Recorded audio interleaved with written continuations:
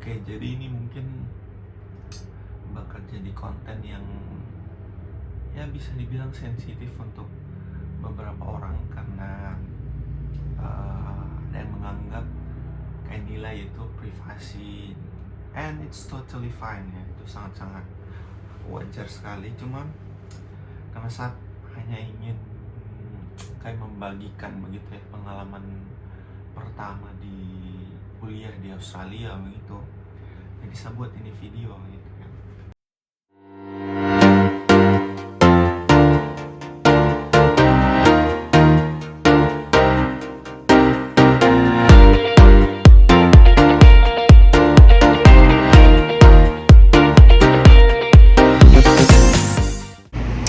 Ya, halo teman-teman, selamat datang lagi di YouTube channel Mburici. Iya, Mburiki. Jadi ini kali saya mau buat video edisi spesial. Jadi ini kali saya tidak pakai logat yang biasa buat di video-video yang lain. Jadi kali ini spesial saya buat apa sih?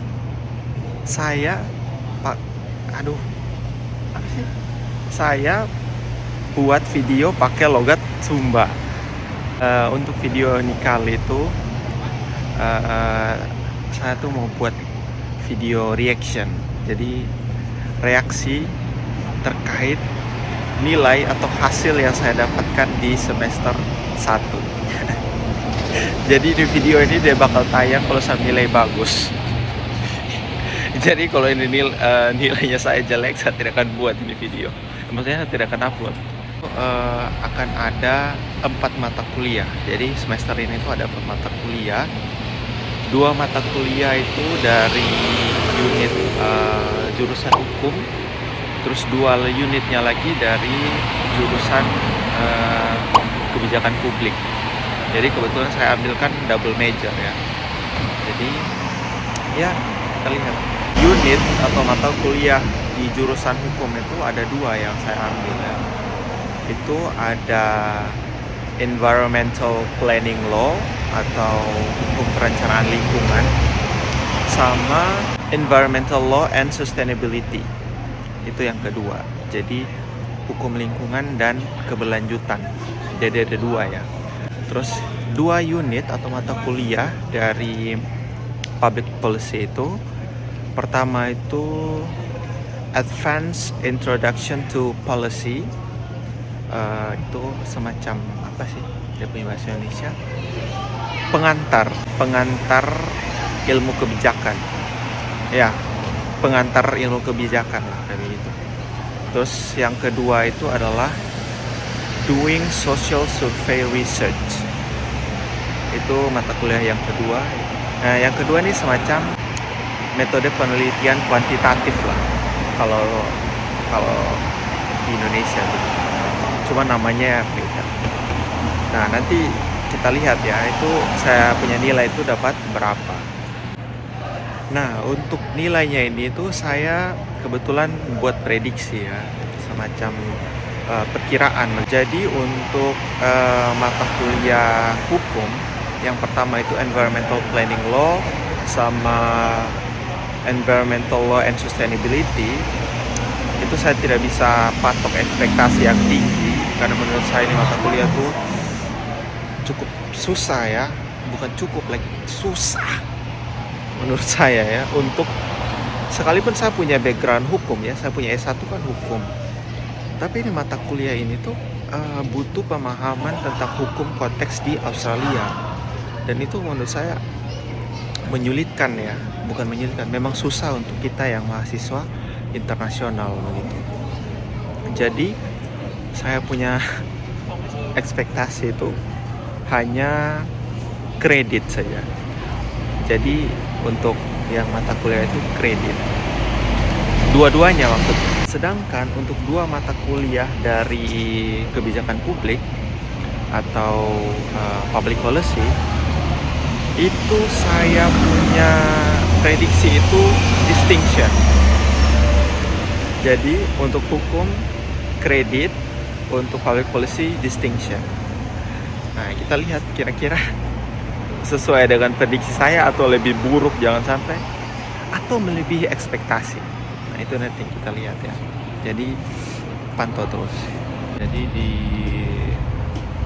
Macquarie Uni itu dia punya grading system atau sistem nilainya dia tuh ada sedikit perbedaan lah dengan di Indonesia. Kalau di Indonesia kan kita biasa pakai A, B, C, D gitu. Nah, kalau di sini tuh sedikit berbeda. Kalau kita gagal itu berarti kita dapat F atau fail. Nah, kita fail itu kalau kita hanya dapat nilai 0 sampai 49. Nah, itu fail.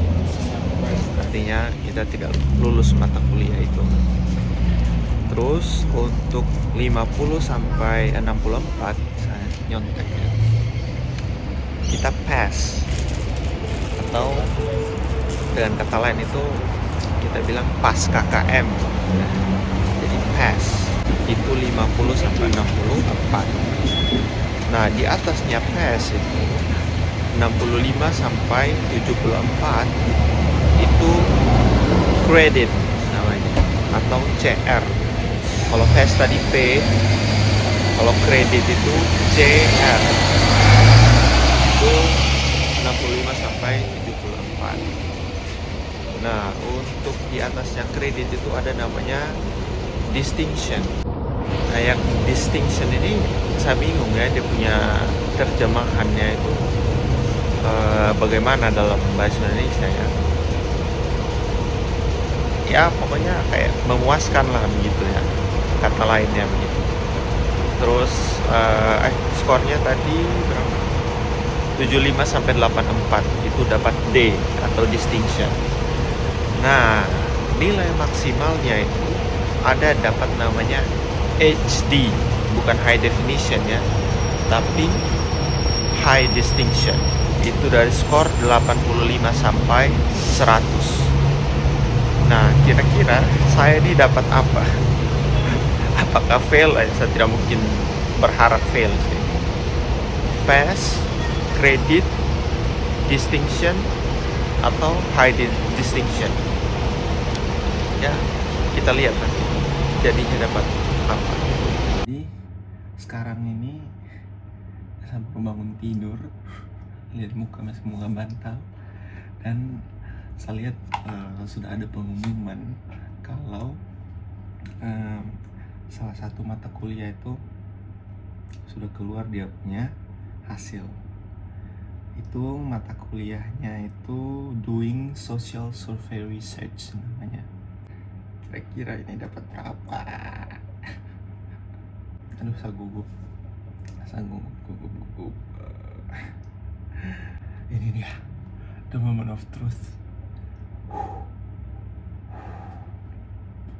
Jadi ini tuh nilai untuk tugas terakhir dan artinya keluar juga akumulasi untuk semua nilai. Oke, saya dapat 32/40. Oke, lumayan bagus ini ya.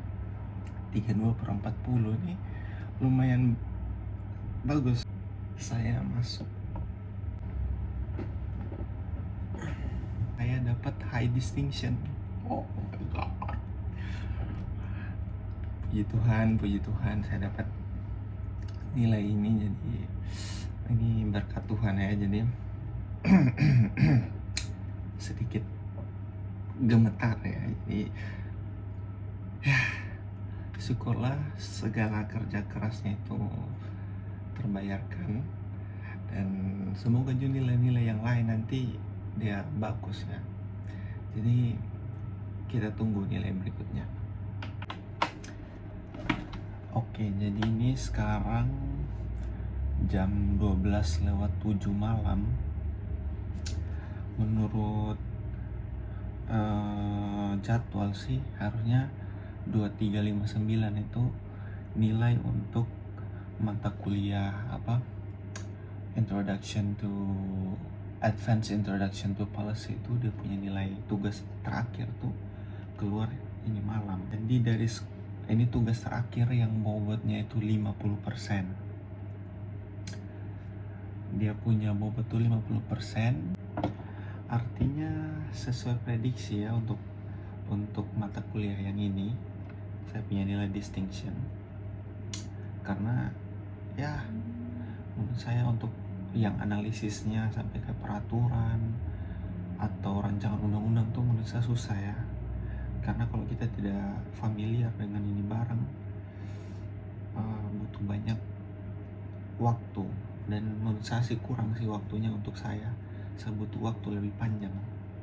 Tapi tidak apa-apa, saya bersyukur dengan nilai ini, dan ya menurut saya sudah sesuai dengan saya punya harapan sih. Jadi kita tunggu nilai-nilai yang lain. Oke, jadi ini hari itu nilai untuk 2 mata kuliah hukum itu sudah keluar. Jadi ini hari itu tanggal 6 Juli. Jadi tugasnya ini mata kuliah hukum ini kumpulnya paling cepat, tapi kasih keluar hasil paling lama. Jadi kita kumpulin waktu itu tanggal 6. Jadi 1 bulan berikutnya baru keluar dia punya hasil ini tugas. Oke, saya suka pernah kasih tahu toh berapa saya punya perkiraan untuk yang unit hukum. Saya tidak bisa berekspektasi banyak karena jujur saja saya kesulitan di mata kuliah hukum ya. Tapi mari kita lihat. Oke, sudah keluar hasil untuk take home assessment-nya itu saya dapat 30/40. 30/40 ya sekitar dapat 75. Nah ini tugasnya saya dapat 75, artinya saya dapat distinction. Tapi apakah nilai akhir juga distinction? Saya dapatnya kredit. Karena untuk dapat distinction itu saya harus dapat 75. Sesuai yang saya prediksikan. Tapi saya bersyukur sih. Ya mau bagaimana lagi ya, memang menurut saya di mata kuliah susah. Nah sekarang kita cek mata kuliah yang satunya lagi, itu Environmental Planning Law namanya. Apakah sudah keluar juga? Oh, nanti jam 5 baru keluar. Oke, ini sudah sekitar beberapa jam sejak video yang pertama tadi. Lah, diundur ke tanggal 10. Ini bagaimana sih? Lama sekali. Dan saya sudah dapat saya punya nilai akhir. Karena kan kemarin itu terakhir kurang satu nilai. Tapi sekarang itu sudah keluar saya punya nilai semua. Bisa langsung saja kasih tunjuk semua punya nilai. Dia punya grade itu kan kayak yang saya pernah bilang itu ada dari fail dulu, terus pass, credit, terus distinction, habis itu high distinction. Nah kemarin itu kan yang pertama itu kita sudah dapat, saya sudah dapat high distinction 1, distinction 1, terus kredit 1, dan yang terakhir itu juga ternyata kredit. Oke, jadi mata kuliah yang terakhir itu adalah Environmental Planning Law. Dan menurut saya tuh dari keempat mata kuliah yang saya ambil ini, mata kuliah Environmental Planning Law adalah yang paling susah buat saya. Ya, pertama kan saya bilang yang law ya, tapi spesifiknya lagi ini yang Environmental Planning Law. Jadi saya recap ulang. Jadi mata kuliah Doing Social Survey Research itu saya dapat high distinction, yay. Good. Terus Advanced Introduction to Policy itu saya dapat distinction. Terus Environmental Law and Sustainable Development saya dapat credit. Terus Environmental Planning Law saya dapat credit juga. Jadi pertanyaan, kenapa yang Environmental Planning Law itu saya bilang susah. Jadi pertama saya bandingkan dulu dengan mata kuliah hukum yang satunya, yang mana Environmental Law and Sustainability ya. Jadi Environmental Law and Sustainability dia itu masih pakai konsep international law. Jadi masih pakai konsep hukum internasional. Nah, kalau hukum internasional di Indonesia pun kita belajar hukum internasional. Jadi konsepnya itu atau logika berpikirnya itu masih sangat relevan dan kita bisa pakai untuk jawab dia punya soal-soal atau dia punya esai. Sedangkan yang environmental planning law is totally different thing. Kenapa berbeda? Jadi kita tuh benar-benar harus paham tentang hukum domestiknya atau domestic law-nya Australia gitu. Secara khusus lagi New South Wales, negara bagian New South Wales. Jadi kalau kita tuh tidak familiar dengan dia punya sistem hukum pertama, terus tidak familiar dengan jenis-jenis undang-undang yang ada, itu jujur saja sulit sekali untuk jawab dia punya pertanyaan atau buat dia punya esai. Karena misalkan ini kan kita belajar tentang planning law. Nah, itu ada satu dia punya semacam peraturan begitu yang kita jadikan patokan. Tapi untuk bahas dia punya esai atau tulis dia punya esai, itu tidak bisa hanya pakai satu peraturan itu. Kita harus pakai lagi peraturan-peraturan lain, bahkan sampai pada dia punya peraturan regional atau peraturan daerah. Dan bayangkan kalau kita itu tidak tahu struktur peraturan perundang-undangan di Australia, di New South Wales, itu kita akan buta, benar-benar buta.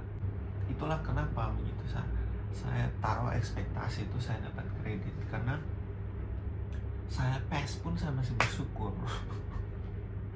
Tapi untungnya saya masih sesuai saya punya ekspektasi ya di awal. Jadi saya taruh ekspektasi kredit itu pada saat keluar saya punya nilai tugas pertama. Nilai tugas pertamanya saya itu saya dapat 29. Ya 29 itu kalau dari 0 skala 0 sampai 100 sekitar 70 lah saya dapat nilai. Itu kayak ya ekspektasinya kredit gitu. Jadi kalaupun saya dapat di atas itu ya saya bersyukur. Tapi kalau saya dapat kredit pun saya sangat bersyukur gitu. Ya. Jadi pelajarannya semester depan itu saya harus perhatikan gitu, kira-kira mana yang mata kuliah itu yang bakal susah atau yang setidaknya butuh persiapan yang lebih lagi gitu. Dan saya sudah perhatikan, kan kita sudah pilih mata kuliah untuk semester 2 ya.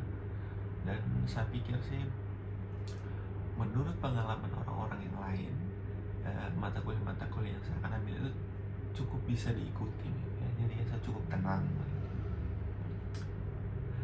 Tapi bukan berarti saya menyesal ya ambil mata kuliah environmental law sama environmental planning law ya, karena menurut saya dua-duanya ini cukup memberikan saya insight yang baru ya. Maksudnya insight yang bisa dibilang cukup aplikatif lah untuk diterapkan di Indonesia gitu. Walaupun saya belum punya itu kedudukan strategis untuk menerapkannya, karena kan otomatis harus ubah peraturan, buat kebijakan gitu. Nah ya, sekian untuk konten atau video kali ini. Nantikan untuk hasil di semester 2.